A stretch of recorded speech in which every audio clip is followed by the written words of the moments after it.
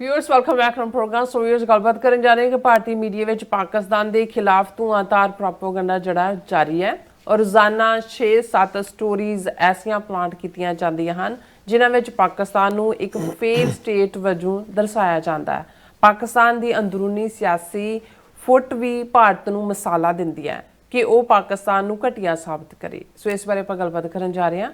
सो असीं चाहांगे कि तुसीं इस तरह बने रहना, देखण सुनने लिखण लई तुहाडा सब दा बहुत बहुत धन्नवाद जी। डॉक्टर साहब की विचार ने? साडे वीर भाई गोविंदर सिंह एक दिन कहण लगे, डॉक्टर साहब तुसीं पाकिस्तान बारे इन्ने फिक्रमंद हुंदे हो, पाकिस्तान नाल संबंधित तुहाडा कोई ना कोई सबजैक्ट हर शो दा हुंदा है भी इन्ना तो शायद बहुते पाकिस्तानियां नूं फिक्र ना होए अपने मुल्क दा जिवें तुसीं करदे हो। तो मैं उन्हां नूं कहा, मैं देखो 2-3 इस दे रीज़न ने। पहली गल तो जिस थॉट के उत्ते पाकिस्तान बनया होंद च आया कायदे आज़म मुहम्मद अली जिन्हों ने लिया खालिस्तान का कानसैप्ट असी उस ही थॉट के उत्ते कि भाई असी इन्हां दे नाल नहीं रहना बहुत गिणती दे नाल, क्योंकि ये साडे जिहड़े वो धर्म नूं जज़ब कर रहे हैं। तो इसलिए ये साडे लई बड़ी अहम गल है कि पाकिस्तान एक सक्सैसफुल मुल्क के तौर के उत्ते अपनी होंद बनाए। दूसरा साड़ियाँ तहजीबी सांझां पाकिस्तान दे नाल और ख़ास तौर पर साडा मक्का मदीना और वो सारा पार्ट जुड़िया होया है, साड़ी जिहड़ी है सदियां दी सांझ दी कहानी भी है।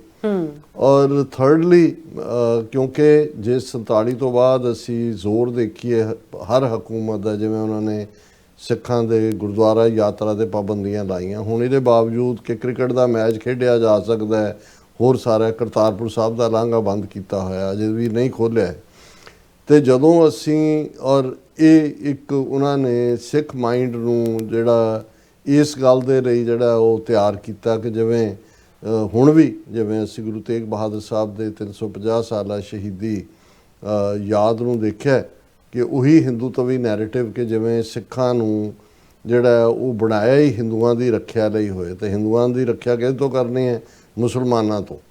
सो ज़ाहिर है कि वो जिहड़ा सारा पार्ट है जिहड़ा कि एक नैरेटिव लगातारता नाल इन्हां ने सदियां तो घड़िया और पिछले 70-78 साल दे विच होर भी तेज़ी दे नाल लिआंदा, जिन्हों अनफॉर्चुनेटली 47 दी कतलोगारत ने जिहड़ा जिस अग दे विच तेल दा काम कीता है। असी इस नूं तोड़ना चाहुंदे हैं। असी समझदे हैं कि भाई असी एज ए बफर ये दोनों ही जिहड़ियां आइडियोलॉजीज़ दे उत्ते बणिया मुल्क एक पासे हिंदूत्वा वाले जिन्हां ने जिहड़े वो कहंदे ने ऑलरेडी असी तां हिंदू नेशन बन चुके हैं।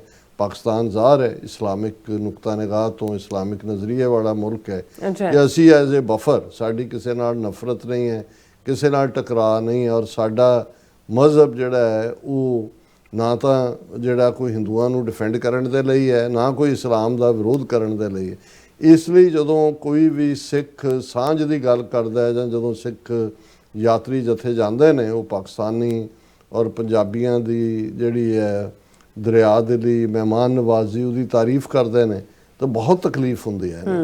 सो मैं ये इसलिए कहना चाहता, इसलिए जिथे मैं जदों सर्च या रिसर्च इस सारे मुद्दे ते 24 आवर्स दीयां घटनावां ते कर रहा हुंदा है तो मेरे दिलो दिमाग च अपने इशूज़ खालिस्तान सिख कौम नाल संबंधित दे नाल पाकिस्तान का इशू भी और इंडियन सिस्टम नूं जे तुसीं समझना है कि भी इन्हां ने किवें एग्रैसर हमलावर हुंदियां होयां भी एक नैरेटिव सिरजिया। हमलावर है भी पाकिस्तान 2 हिस्सों 1971-72 च वंड दिता बांग्लादेश दे नां थल्ले।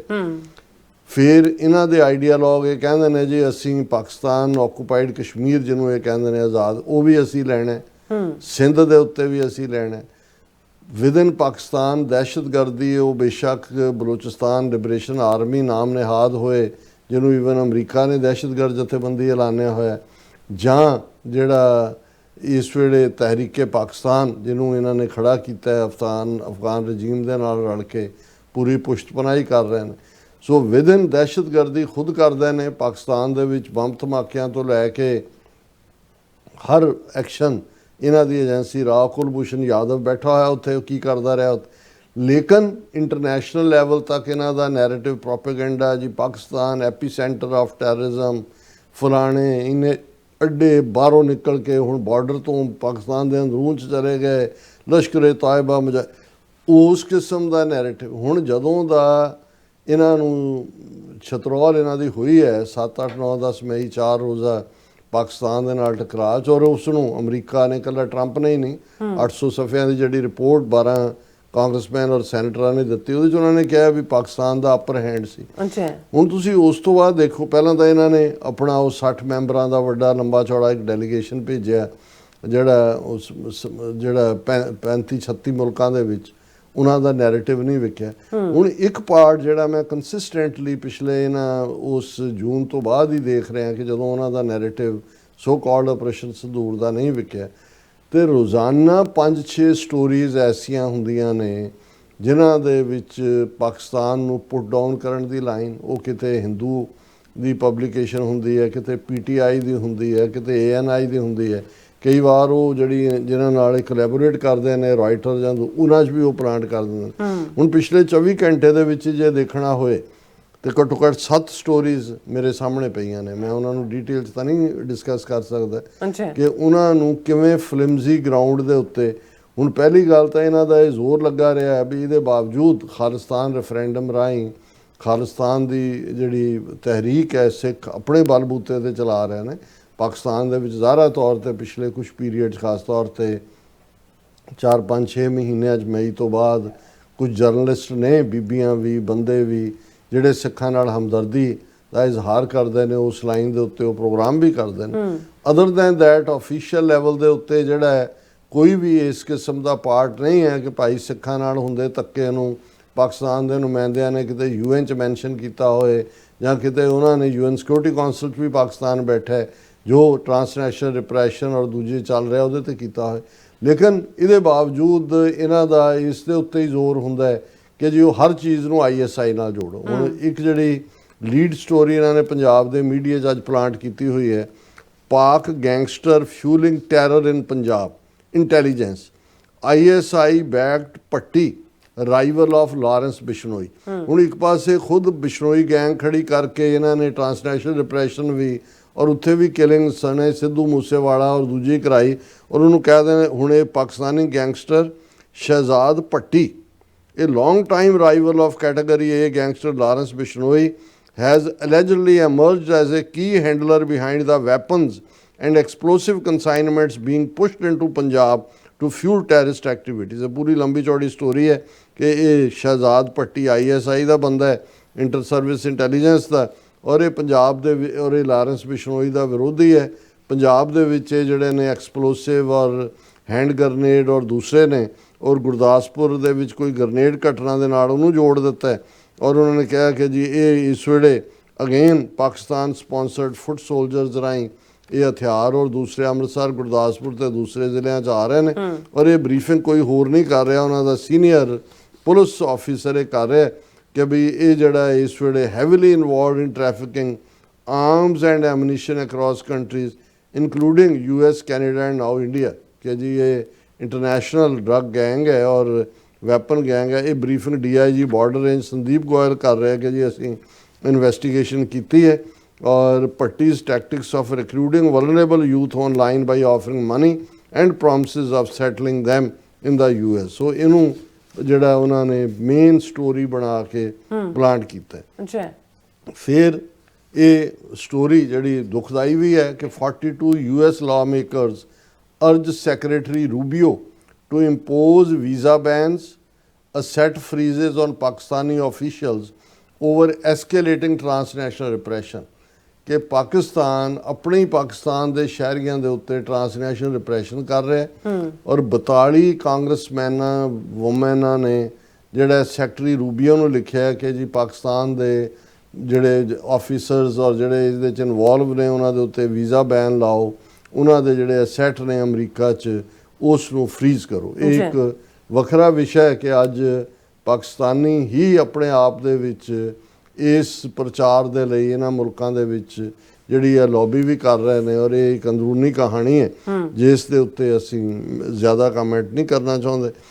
ਤੀਸਰਾ, ਹੁਣ ਅਸੀਂ ਦੇਖਿਆ ਵੀ ਇਹਨਾਂ ਨੇ 19 ਹਿੰਦੂ ਪੈਸੇਂਜਰ ਜਿਹੜੇ ਪਾਕਿਸਤਾਨੀ ਸ਼ਹਿਰੀ ਸੀ ਕਿਸੇ ਵੇਲੇ, ਉਹਨਾਂ ਨੂੰ ਇੰਡੀਆ ਨੇ ਆਪਣੀ ਸ਼ਹਿਰੀਅਤ ਦਿੱਤੀ ਔਰ ਉਹਨਾਂ ਨੂੰ ਨਨਕਾਣਾ ਸਾਹਿਬ ਜਥੇ ਦੇ ਨਾਲ ਭੇਜਣ ਦੀ ਕੋਸ਼ਿਸ਼ ਕੀਤੀ। ਪਾਕਿਸਤਾਨ ਨੇ ਦੇਖਿਆ ਵੀ ਇਹ ਤਾਂ ਸਾਡੇ ਸ਼ਹਿਰੀ ਰਹੇ ਨੇ, ਉਹਨਾਂ ਨੇ ਕਿਹਾ ਵੀ ਇਹ ਤਾਂ ਇੱਥੇ ਆ ਕੇ ਰਿਕਰੂਟ ਕਰਨਗੇ, ਉਹਨਾਂ ਨੇ ਉਹਨਾਂ ਨੂੰ ਅਲਾਉ ਨਹੀਂ ਕੀਤਾ ਪਾਕਿਸਤਾਨ।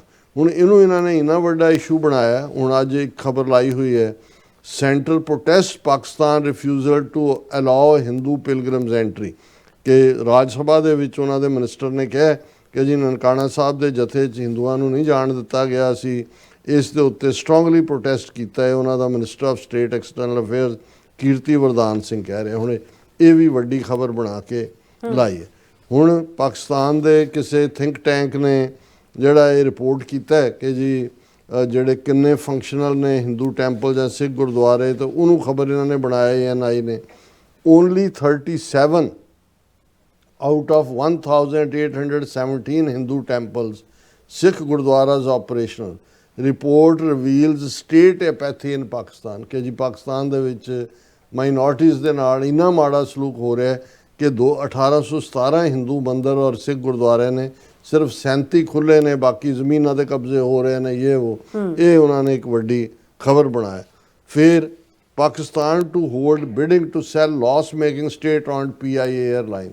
ਇਹ ਠੀਕ ਹੈ ਕਿ PIA ਘਾਟੇ 'ਚ ਜਾ ਰਿਹਾ ਔਰ ਪਾਕਿਸਤਾਨ ਦੀ ਹਕੂਮਤ ਨੇ ਪਾਕਿਸਤਾਨ ਇੰਟਰਨੈਸ਼ਨਲ 에ਅਰਲਾਈਨਸ ਕਿਹਾ ਜੀ ਅਸੀਂ 23 ਦਸੰਬਰ ਨੂੰ ਬੋਲੀ ਲਾਵਾਂਗੇ ਕਿ ਇਹਨੂੰ ਵੇਚਣ ਦੀ, ਪਹਿਲਾਂ ਵੀ ਉਹਨਾਂ ਨੇ ਕੀਤੀ।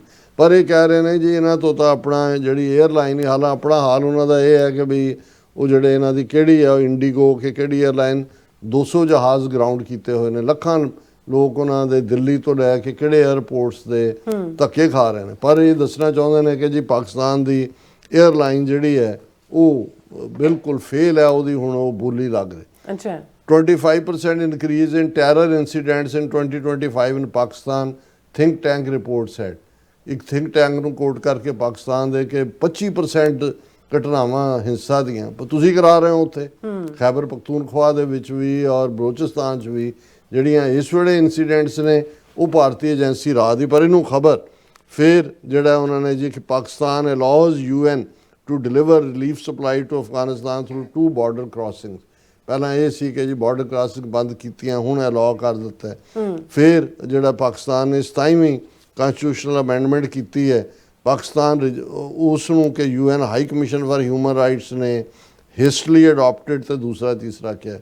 ਔਰ ਫਿਰ ਜਿਹੜਾ ਆਸਮ ਮੁਨੀਰ ਜਿਨ੍ਹਾਂ ਦੀ ਨੋਟੀਫਿਕੇਸ਼ਨ ਨੂੰ ਲੈ ਕੇ ਕਿਆਸ ਰਾਈਆਂ ਔਰ ਆਪਸ 'ਚ ਵੀ ਜਿਹੜੇ ਨੇ ਉਹ ਚੁੰਝਾਂ ਫਸਾਈਆਂ ਹੋਈਆਂ ਸੀ ਪਾਕਿਸਤਾਨ ਦੇ ਇੰਟੈਲੈਕਚੁਅਲਸ ਨੇ, ਫਾਈਨਲ ਨੋਟੀਫਿਕੇਸ਼ਨ ਹੋ ਗਈ ਔਰ ਉਸ ਦੇ ਉੱਤੇ ਹੁਣ ਤੁਸੀਂ ਇਹ ਦੇਖੋ ਕਿ ਵੀ ਇਹਨਾਂ ਖਬਰਾਂ ਦਾ ਇੰਡੀਆ ਦੇ ਮੇਨ ਸਟ੍ਰੀਮ ਨਾਲ ਕੀ ਤਾਰ, ਜਿੱਥੇ ਆਪਣੀ ਭੁੱਖ ਨੰਗ ਪਈ ਹੈ, ਆਪਣੇ ਜਹਾਜ਼ ਉਹਨਾਂ ਦੇ ਗਰਾਊਂਡਡ ਨੇ, ਰੁਪਈਆ 91 ਦੇ ਨੇੜੇ ਤੇੜੇ ਪਹੁੰਚ 91 ਰੁਪਈਏ ਦਾ $1 ਹੋ ਗਿਆ।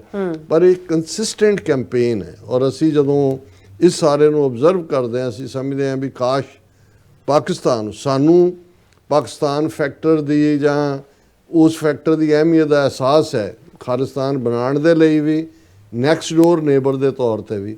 ਪਰ ਮੈਨੂੰ ਨਹੀਂ ਲੱਗਦਾ ਵੀ ਅਦਰ ਦੈਨ ਕਿ ਜਿਹੜੇ ਕੁਝ ਜਰਨਲਿਸਟ ਜਿਨ੍ਹਾਂ ਦੀ ਹੁਣ ਦਿਲਚਸਪੀ ਹੈ ਪਾਕਿਸਤਾਨ ਦੀ ਹਕੂਮਤ ਜਾਂ ਉਹਨਾਂ ਦੇ ਵੱਡੇ ਅਦਾਰੇ ਜਿਹੜੇ ਨੇ ਉਹਨਾਂ ਨੂੰ ਇਸ ਗੱਲ ਦਾ ਅਹਿਸਾਸ ਹੈ ਕਿ ਵੀ ਸਿੱਖ ਫੈਕਟਰ ਕਿੰਨਾ ਇੰਪੋਰਟੈਂਟ ਫੈਕਟਰ ਹੈ ਪਾਕਿਸਤਾਨ ਦੀ ਸੇਫਟੀ ਲਈ। ਈਵਨ ਅੱਜ ਦੇ ਕੰਟੈਕਸਟ ਦੇ ਵਿੱਚ ਵੀ ਅਸੀਂ ਜਿਹੜਾ ਇਹ ਕਿਸੇ ਦੇ ਅਹਿਸਾਨ ਨਹੀਂ ਕਰ ਰਹੇ, ਅਸੀਂ ਇਹ ਸਮਝਦੇ ਹਾਂ ਵੀ ਸਾਡਾ ਫਰਜ਼ ਵੀ ਹੈ ਸੱਚ ਕੀ ਬਾਣੀ ਨਾਨਕ ਆਖੇ ਸੱਚ ਸੁਣਾਏ ਸੀ ਸੱਚ ਕੀ ਬੇਲਾ। ਲੇਕਿਨ ਪਾਕਿਸਤਾਨ ਨੂੰ ਵੀ ਹਾਇਰ ਲੈਵਲ ਦੇ ਉੱਤੇ ਸਿੱਖ ਫੈਕਟਰ ਦੀ ਅਹਿਮੀਅਤ ਖਾਲਿਸਤਾਨ ਦੀ ਹੋਣ, ਉਹਨਾਂ ਨੇ ਤਾਂ ਤੁਹਾਡਾ ਛੱਡਿਆ ਕੱਖ ਨਹੀਂ ਹੈ। ਇੰਡੀਆ ਕਿਸ ਲੈਵਲ ਤੱਕ ਜਾ ਕੇ ਉਹ ਤੁਹਾਡਾ ਸਿੰਧ ਵੀ ਜਿਹੜਾ ਆਪਣਾ ਹਿੱਸਾ ਬਣਾਉਣਾ ਚਾਹੁੰਦੇ ਨੇ ਉਹ ਹਰ ਲੈਵਲ ਤੇ ਜੇ ਅਜੇ ਵੀ ਪਾਕਿਸਤਾਨ ਨੂੰ ਆਫੀਸ਼ੀਅਲੀ ਖਾਲਿਸਤਾਨ ਲਫ਼ਜ਼ ਜਾਂ ਸਿੱਖਾਂ ਦੀ ਅਹਿਮੀਅਤ ਤੋਂ ਜਿਹੜਾ ਉਹ ਉਸ ਦਾ ਅਹਿਸਾਸ ਨਹੀਂ ਹੈ ਫਿਰ ਤਾਂ ਰੱਬ ਹੀ ਰੱਖੇ। ਜੀ ਰਾਜ ਸਾਹਿਬ ਤੁਹਾਡਾ ਬਹੁਤ ਬਹੁਤ ਸ਼ੁਕਰੀਆ। ਸੋ ਥਲੇ ਨੇ ਬ੍ਰੇਕ ਵਿਊਅਰਸ ਤੁਸੀਂ ਕਿਤੇ ਨਹੀਂ ਜਾਣਾ, ਮਿਲਦੇ ਹਾਂ ਛੋਟੇ ਜਿਹੇ ਬ੍ਰੇਕ ਤੋਂ ਬਾਅਦ।